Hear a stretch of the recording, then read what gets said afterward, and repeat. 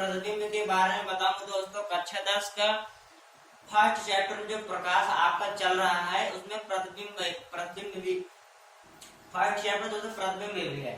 सबसे पहले मैं आपको प्रतिबिंब बताना चाहता हूँ, बहुत ही अच्छे समझ में आएगा, आप वीडियो में बने रहिए। आप इस वीडियो को दोस्तों पूरा देखिएगा, आप सभी को बहुत अच्छे समझ में आ ही जाएगा 100% कि प्रतिबिंब क्या होता है। दोस्तों आपका प्रश्न है, हमारा प्रश्न है कि प्रतिबिंब क्या है, किसको कहते हैं प्रतिबिंब, क्या चीज है प्रतिबिंब। दोस्तों आप इसका आंसर ध्यान से सुनना। तो दोस्तों वह प्रतिबिंब वह होता है जिसकी परछाई हो, जिसकी परछाई, जिस वस्तु की परछाई हो, बनती हो, उसे प्रतिबिंब कहते हैं। जैसे दोस्तों अभी आप हमें देख रहे हो, हम खड़े हैं, हमारी परछाई ये है, तो यही हमारा प्रतिबिंब हो गया। दोस्तों प्रकाश किरण इधर से आ रही है और हमारा प्रतिबिंब यहाँ पर बन गया, तो इसे दोस्तों प्रतिबिंब कहते हैं। इसीलिए हम लोग पढ़ते हैं, जब कोई वस्तु मान लेते हैं, माना कोई वस्तु है, अब इससे प्रकाश किरण, इधर से प्रकाश किरण ऐसे आ रही है सारी की सारी, अब इस पे पड़ रहे हैं, तो यही वाला जो परछाई बन रहा है, इसका यही प्रतिबिंब हो जाएगा। यही इसका परछाई जो हमारा जो हाथ का किसी भी वस्तु का परछाई जो बनता है, हम उसे प्रतिबिंब कहते हैं। तो आइए दोस्तों देखते हैं इसकी परिभाषा क्या कहती है। सबसे पहले आता है प्रतिबिंब, हेडिंग लिखा हुआ है। अब आता है परिभाषा, किसी बिंदु वस्तु से, आप देखना बहुत ही अच्छी परिभाषा आप समझ में आएगा। किसी बिंदु वस्तु से चलने वाली प्रकाश किरणें परावर्तन तथा अपवर्तन के पश्चात जिस बिंदु पर मिलती है उसे उस बिंदु का प्रतिबिंब कहते हैं। उसे उस बिंदु का प्रतिबिंब कहते हैं। देखो किसी बिंदु से मतलब कोई अनंत से प्रकाश किरण आ रही है, किसी बिंदु से आ रही है, किसी भी प्रकाश चलने वाले प्रकाश किरणें, जैसे आप यही पकड़ लो, अगर यहाँ से अगर टॉर्च मारेंगे तो यही बिंदु हो गया ना। अगर हम इसे टॉर्च मारेंगे ऐसे कर तो ऐसे मान लो इस पर टॉर्च मारे हम, ये हमारा प्रतिबिंब ये बन गया। तो दोस्तों इसी को हम बिंदु मान लेते हैं कि किसी बिंदु वस्तु से चलने वाली प्रकाश किरणें जिस परावर्तन तथा अपवर्तन के पश्चात जिस बिंदु पर मिलती है उसे उस बिंदु का प्रतिबिंब कहते हैं, यानी परछाई कहते हैं, इमेज। इसका इंग्लिश में दोस्तों कहते हैं इमेज। इमेज मतलब होता है प्रतिबिंब। जैसे आपकी परछाई होगी, आपका प्रतिबिंब बन गया, वही प्रतिबिंब है। अब सबसे एक मेन इंपॉर्टेंट बात, आप दोस्तों उसमें शीशे में अपना चेहरा देखते होगे, तो उसमें दोस्तों जो आपका चेहरा आपको दिखाई देता है वह दोस्तों आपका प्रतिबिंब ही है। तो क्या है दोस्तों, अगर आप ऐसे मान ले कांच है, अगर इस पे जो चेहरा ऐसे देख रहे हैं दोस्तों, वह हमारा प्रतिबिंब ही होगा। जो हमारा आभासी प्रतिबिंब कांच में दिखाई देता है वही हमारा प्रतिबिंब कहलाता है।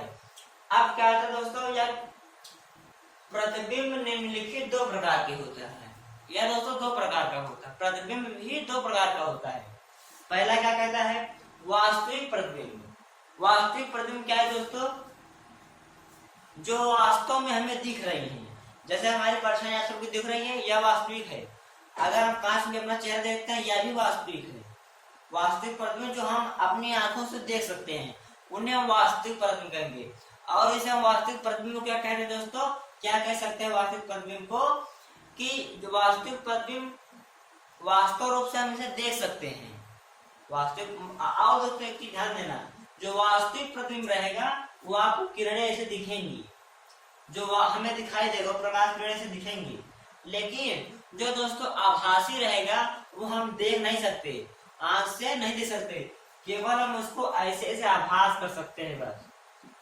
जब आपको पढ़ाऊंगा तो ऐसे बताऊंगा कि ऐसे आभास कराते हैं, लेकिन हम उसे आंख से नहीं देख सकते। अगर आप लेंस की आवश्यकता होगी तो आप देख सकते हो।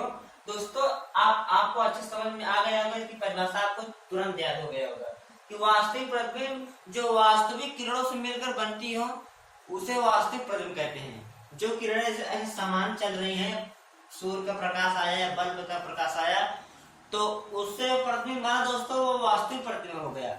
और प्रकाश तो उसमें भी आएगा, लेकिन आभासी प्रतिबिंब हुआ दोस्तों जो आभासी रूप से बने।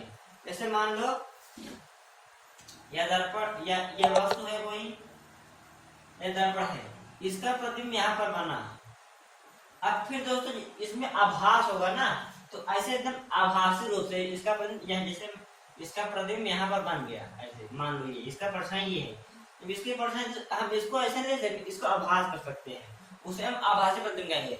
आभासी प्रतिबिंब दोस्तों हम आपको आगे समझाऊंगा, बहुत ही अच्छे से आपको समझ में आएगा कि आभासी प्रतिबिंब को कैसे दर्शाते हैं।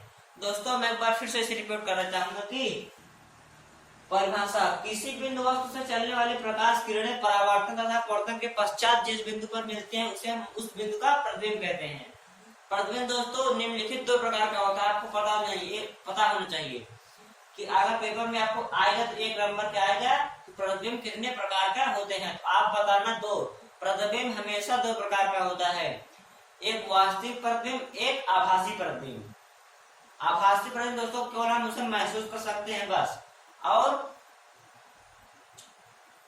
हम महसूस करते हैं, और जो वास्तविक प्रतिबिंब है उसे हम देख सकते हैं अपने आंखों से।